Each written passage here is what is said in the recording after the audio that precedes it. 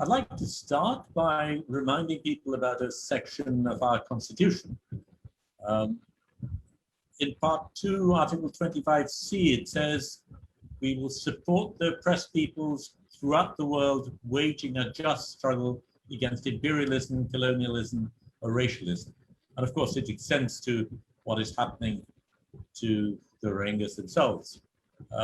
It's important to recognize that the Bangladesh government doesn't use the word refugee, because by doing so, they would be conferred certain rights which we are not prepared to give them.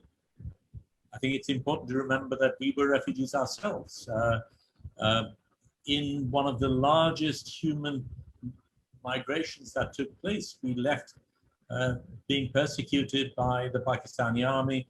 We went to India, we were sheltered by India, we were given refuge. And the reason we could come back was because the persecution ended. The war had ended, the Pakistanis had surrendered. Otherwise, we would not have been able to come back.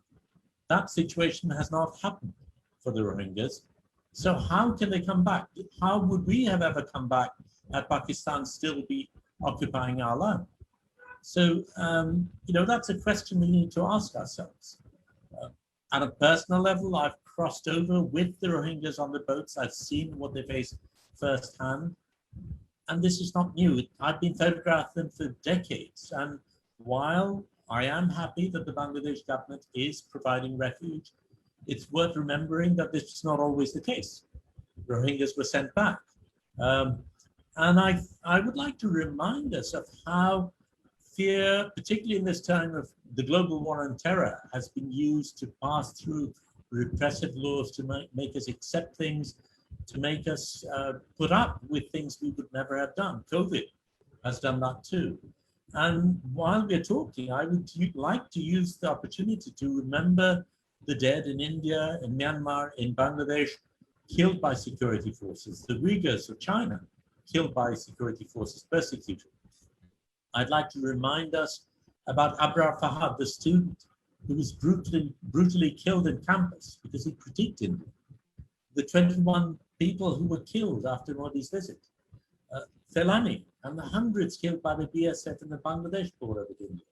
So sure, our sympathies are with the Rohingyas, but I see how this is happening all the way around. Just yesterday, we had 5 people killed in Bashkali.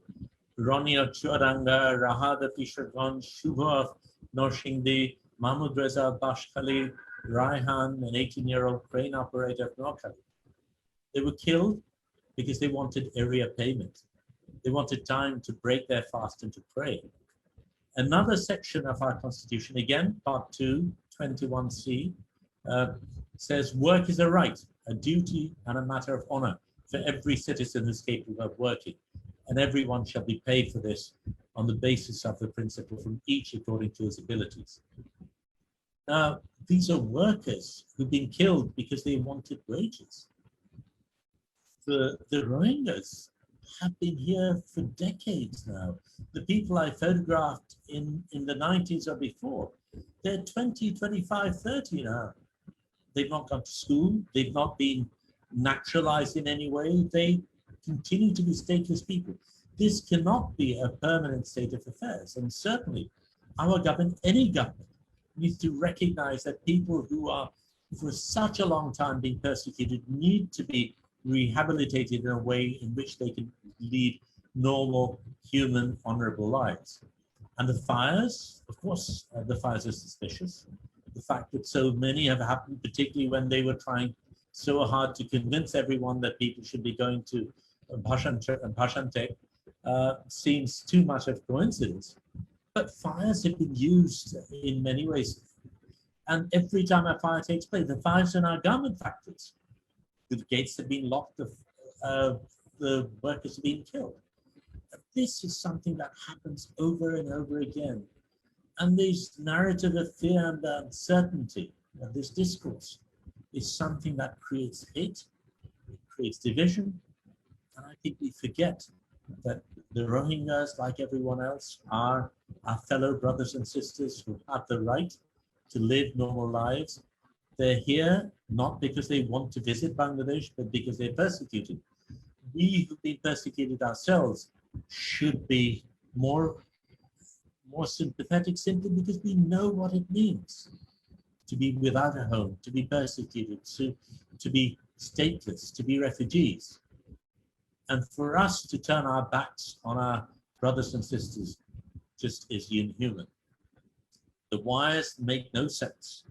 What we need to do is to break down the wires. What we need to do is to ensure that Myanmar cannot get away what it has done. What we need to do is to build the solidarity across peoples.